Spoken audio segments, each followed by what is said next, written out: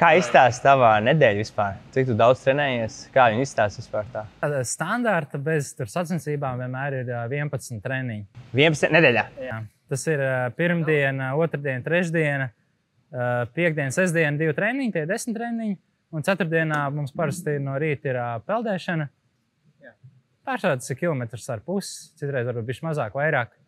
Tas, ko mēs tagad izdarījām, tas ir viens treniņš? Jā. Šodien būs vēl viens tev? Principā, jā. Nu, šodien mēs izdarījām vairāk, varbūt kā parasti.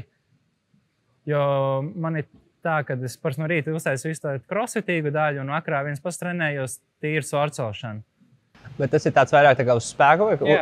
Jā. Uz spēku strādāju, kur vairāk tehnika. Pats ar sevīm es parasti tā.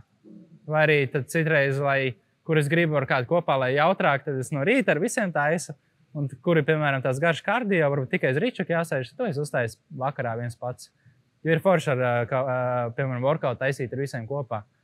Jo tur vienalga kādā līmenī varbūt ir citi, viņi paņem vieglāku svaru, mazāk reizes, un viņi tev var mēģināt pārspēt, saprot.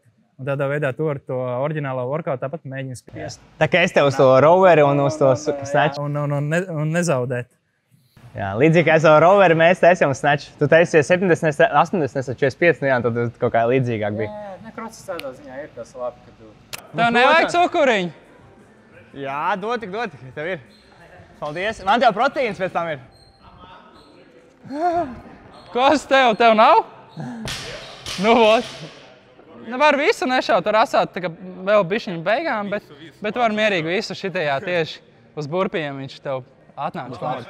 Trūfit. 45 gramu karps. Pēc fronteņiem ar nesam? Ir visiem? Jā. Pēc katra... Mēs arī finišējam ar kettlebelliem. Ja tur ir reizes, tu saproti. Rolf, ka nāks viņš šitā nesīs līkumā. Jā, man ne?